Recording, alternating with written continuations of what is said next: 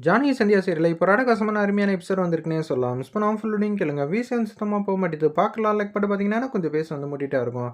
நம்ம கார்த்திய பார்க்கலான்னு சொல்லிட்டு, தனா போல வந்து மாறு வேஷத்துல வந்து போயிட்டுருக்காங்க. அந்த இடத்துல நம்ம மாயா முக்காடு வந்து போட்டுப்போம். தனா மாரியே பேசுவோம்ன்னு சொல்லிட்டு அந்த இடத்துல வந்து, "ஏய் நீ எங்க இருக்க?" அப்படின்னு சொல்லி கேட்குறாங்க. கார்த்தி வந்து தனா ஃபோனுக்கு வந்து கால் பண்றாங்க.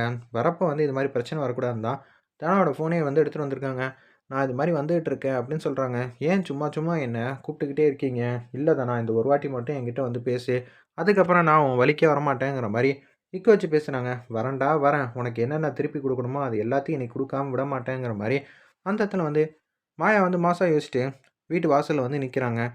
"தனா வந்துட்டா போல இருக்கே! சார் நான் உங்க வீட்டு வாசல்ல தான் சார் இருக்கேன். கதவ தொறங்கன்னோனே" கதவ தொறக்குறாங்க. "வா தனா உன்கிட்ட வந்து பேசணும். எதுவா இருந்தாலும் இங்கேயே பேசுங்க. என்னதான் உங்களுக்கு பிரச்சனை?" அப்படின்னு சொல்லி தனா எப்போதும் போல உள்ள வராத மாரியே, நடிக்கிற மாரியே நம்ம மாயா வந்து பேசுறாங்க. கார்த்தி இதுக்கு தெரியாம வந்து, "தனா உள்ள வா, நான் உன்கிட்ட பேசணும்னு" சொன்னோனே, அப்படியே ரூமுக்கு வந்து கூட்டிட்டு போறாங்க. "நான் உன்கிட்ட மனசு விட்டு பேசப் போறேன்" அப்படின்னு சொல்லி, அன்னைக்கு அந்த ரூம்ல இருந்தது, வீடியோல வந்து எடுத்தது, இது எல்லாத்தையும் வந்து சொல்றாங்க. "சார், என்ன சார் சொல்றீங்க? உங்கள நான் லவ் பண்ணேனே சார், அதெல்லாம் பொய்யா?" அப்படின்னு சொல்லி கேட்கும்போது, கார்த்தி வந்து ஏதேதோ சொல்லி சமாளிச்சுட்டு இருக்காங்க. அந்த இடத்துல, "இப்ப என்ன தனா?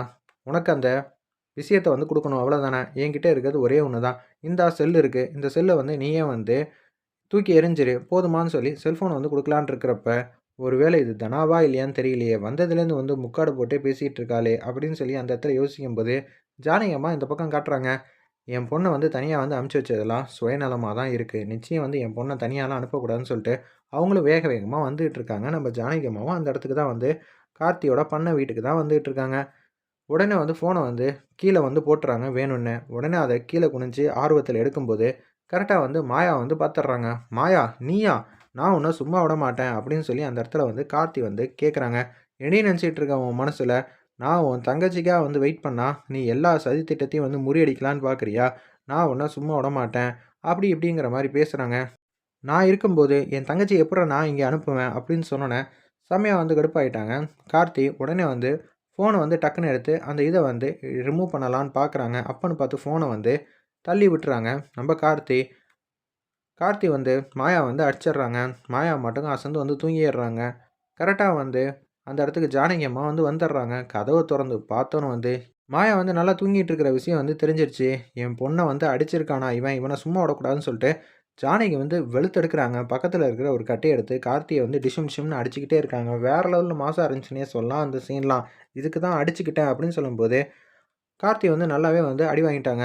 என்கிட்ட வம்பு பண்ணாதீங்க, பண்ணாதீங்கன்னு கார்த்தி வந்து பேசுறாங்க. "நீ பண்ண விஷயத்துக்கு நான் உன்ன சும்மா விடுவேனாடா?" அப்படின்னு சொல்லி டிஷும் டிஷும் பண்ணிக்கிட்டே இருக்காங்க. வேற லெவல்ல இருந்துச்சுன்னே சொல்லலாம் அந்த சீன்லாம்.